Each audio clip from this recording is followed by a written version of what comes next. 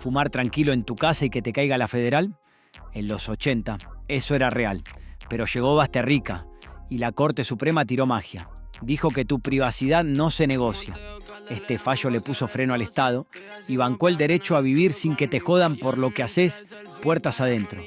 Esto no es solo historia judicial, es derecho con calle. Quédate que te cuento cómo un porro llegó hasta la corte y los dejó a todos re locos.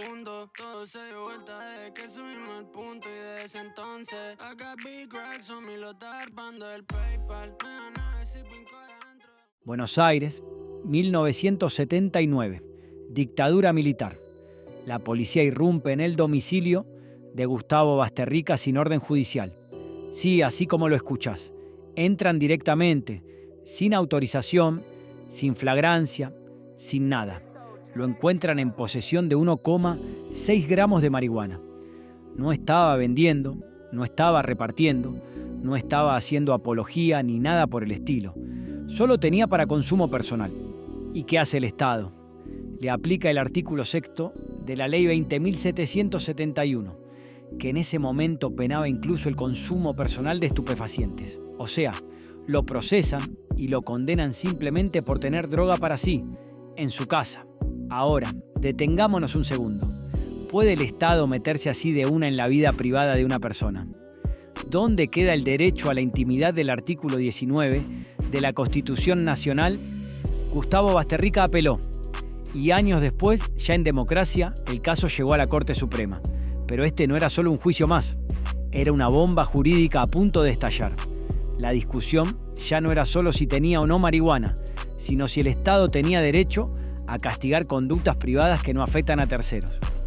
La Corte tuvo que decidir entre dos modelos, uno punitivista, que mete todo en la misma bolsa, y otro garantista, que reconoce límites claros al poder penal. Y así arrancó uno de los fallos más revolucionarios del derecho penal argentino. El caso Basterrica llegó finalmente a la Corte Suprema en 1986, ya en plena democracia. Y lo que se iba a discutir no era solamente si el artículo 6º de la Ley de Estupefacientes era constitucional o no, sino qué potestad real tiene el Estado para meterse en la esfera privada de las personas. La Corte resolvió el caso con una mayoría de 4 votos contra 1, declarando la inconstitucionalidad de ese artículo cuando se aplicaba el consumo personal sin daño a terceros. ¿Qué dijo la mayoría? Los ministros Petracci, Baqué, Caballero y Bellucio votaron a favor de declarar la inconstitucionalidad y lo hicieron apoyándose fuertemente en el artículo 19 de la Constitución Nacional que dice: las acciones privadas de los hombres que de ningún modo ofendan al orden y a la moral pública, ni perjudiquen a un tercero, están solo reservadas a Dios y exentas de la autoridad de los magistrados. La Corte interpretó que el consumo personal de drogas, cuando se realiza en el ámbito privado y no genera perjuicio a terceros, entra claramente dentro de ese marco de protección constitucional. El voto mayoritario sostuvo que el derecho penal no puede meterse en conductas privadas que no causen daño. Lo contrario sería una forma de moralismo autoritario, una injerencia del Estado que vulnera la autonomía individual.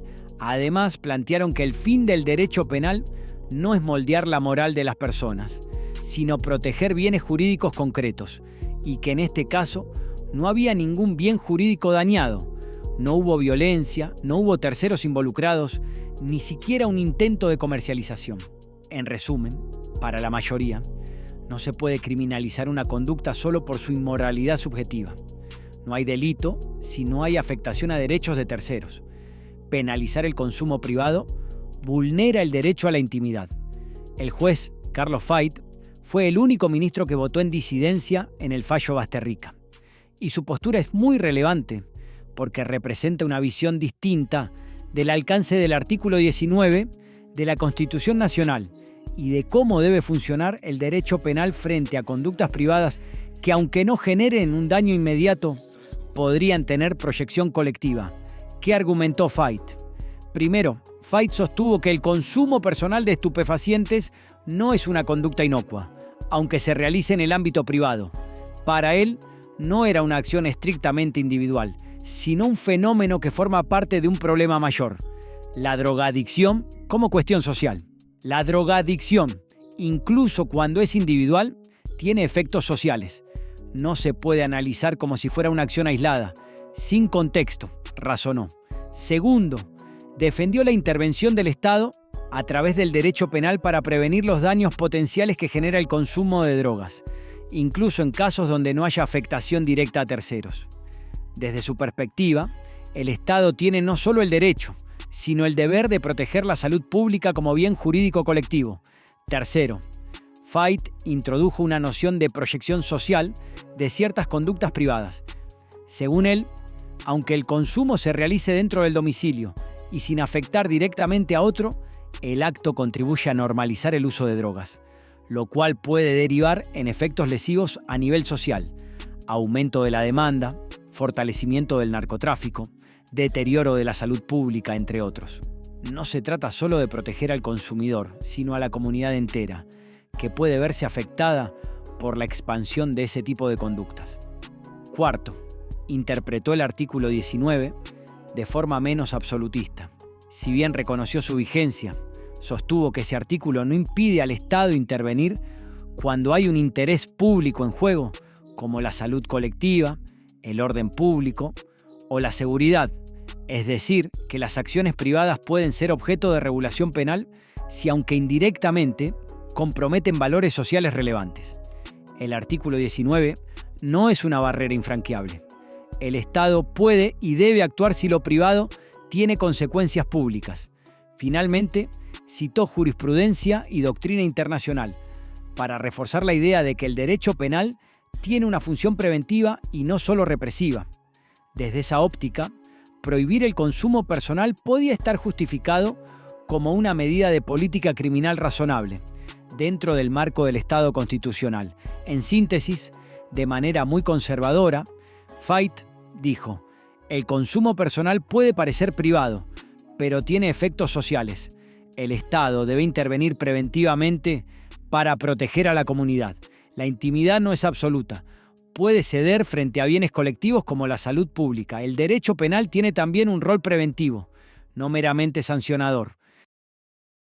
Para ir cerrando, ¿por qué fue tan importante este fallo? Basterrica marcó un hito porque, por primera vez, la Corte Suprema limitó de forma clara el poder punitivo del Estado frente a las libertades individuales. El fallo instauró una línea garantista y liberal, que luego fue abandonada parcialmente en Montalvo, 1990, y retomada con más fuerza y precisión en el famoso caso Arriola, 2009, donde se reafirmó la doctrina de Basterrica y se consolidó la protección del consumo privado. Deja tu like y comentario, no seas careta.